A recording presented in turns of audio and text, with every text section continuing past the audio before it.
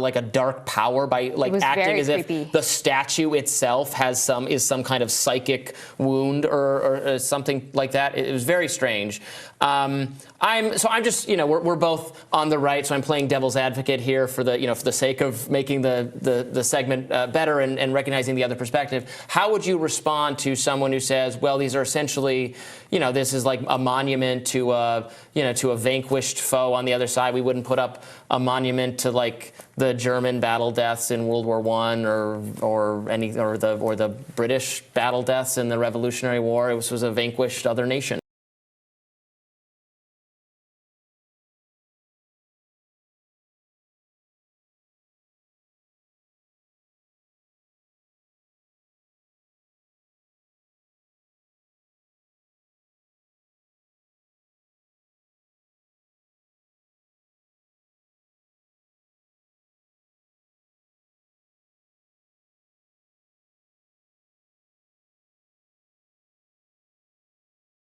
Yeah, I mean, my response to it would be that there's a reason we brought the South back into the Union after the Civil War, right? There was always a desire for reconciliation. So it's not like these people were considered permanent traitors by the North. They were very much intended to be full American citizens even after the war. And there was sort of a recognition that these disagreements that they had about slavery and other policies between the North and the South shouldn't drive a permanent wedge between them. I mean, that was the entire point of the Reconstructive period.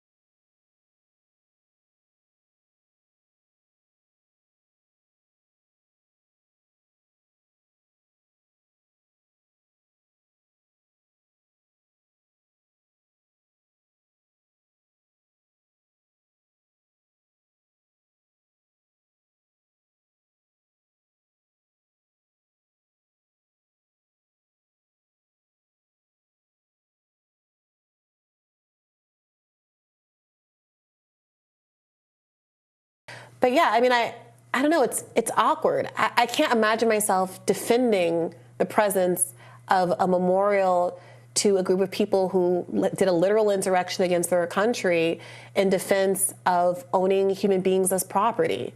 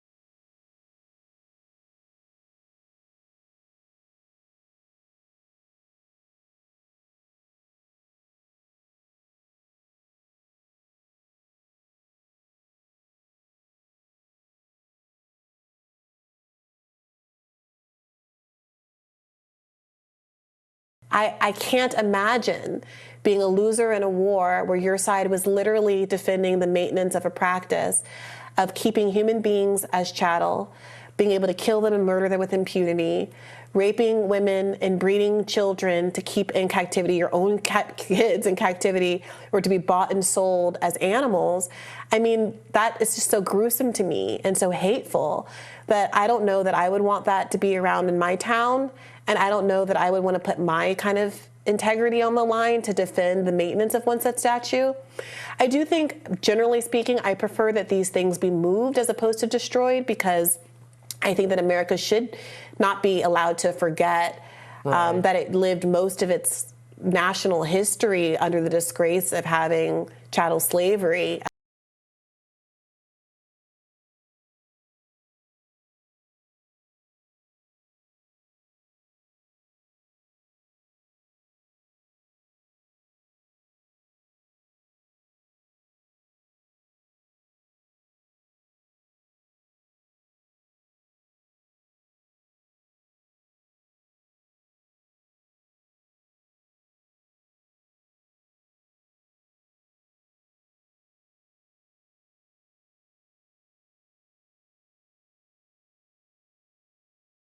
National Cemetery.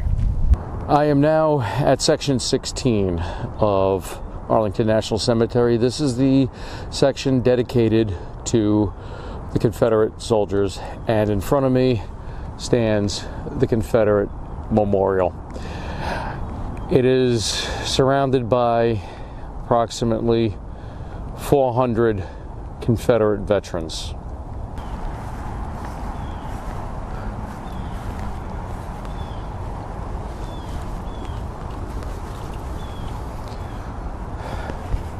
Not for fame or reward, not for place or for rank, not lured by an ambition or goaded by necessity, but in simple obedience to duty, as they understood it, these men suffered all, sacrificed all, dared all, and died.